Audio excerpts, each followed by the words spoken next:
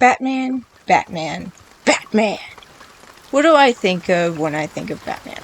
Well, certainly not this. Okay, so if I'm gonna explain why this movie is kind of a mediocre Batman film, I need you to understand what I watched and read as a kid.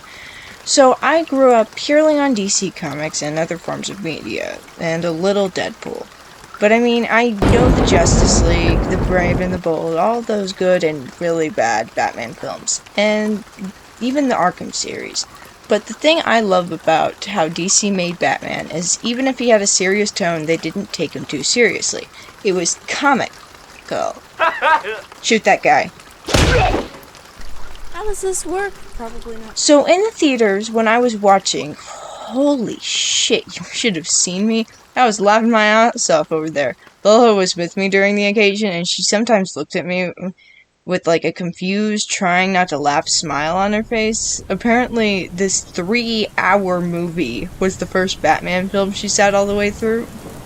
Which brings up my other problem with the movie, the runtime, but we'll get into that later. But it's just, in this film, Batman took themselves so fucking seriously. It was like to the point where they made Batman emo? Like low-key, high-key, low-key, high-key. Low-key, Batman is just so fucking emo in this film.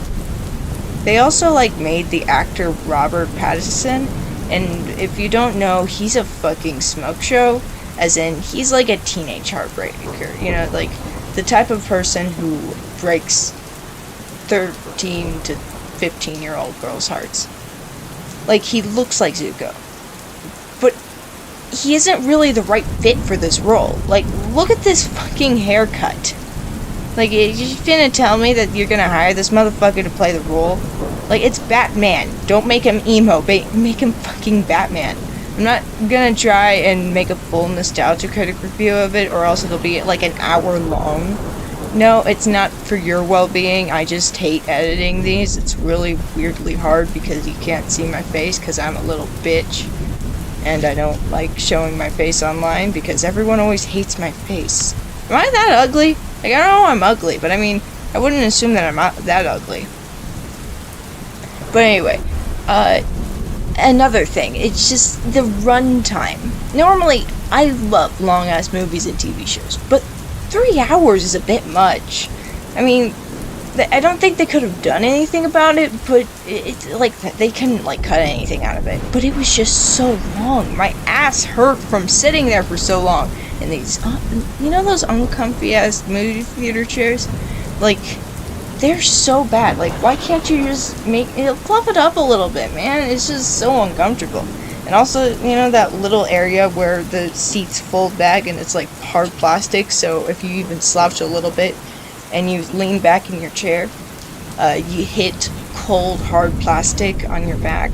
That was the experience that I got. So, but you know, also I tried to lay back on it, which, ow, don't try that.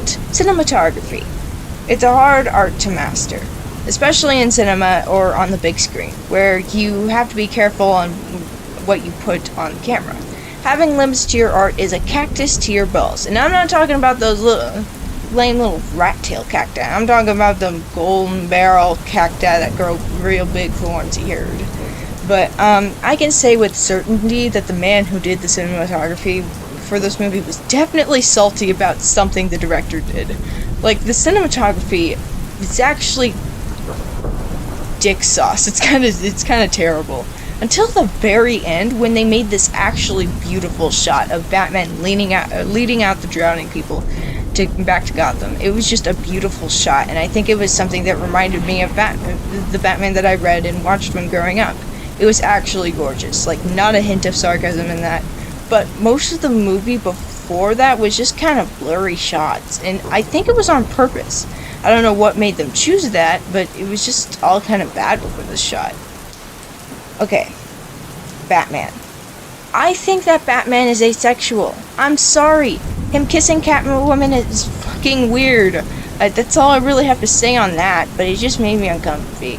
Like, the reason that I think that they made this movie sexier is to appeal to the 15-year-old girl audience, which I get, but it just didn't feel right, if that makes sense, you know?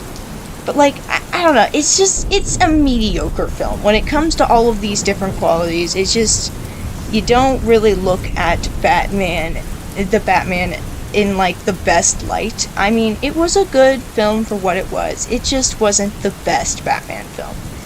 Which, it wasn't as good as critics raved it to be, but critics are always freaking wrong about that. I mean, look at me talking about it. Ugh.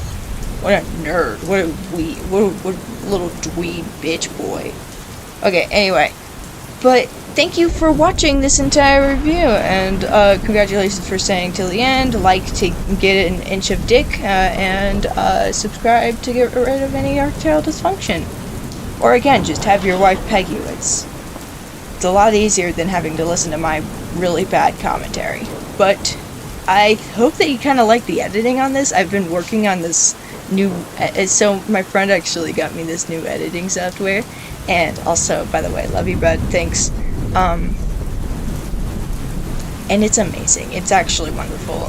Again, thank you if you're listening. But again, thank you for watching, and goodbye now.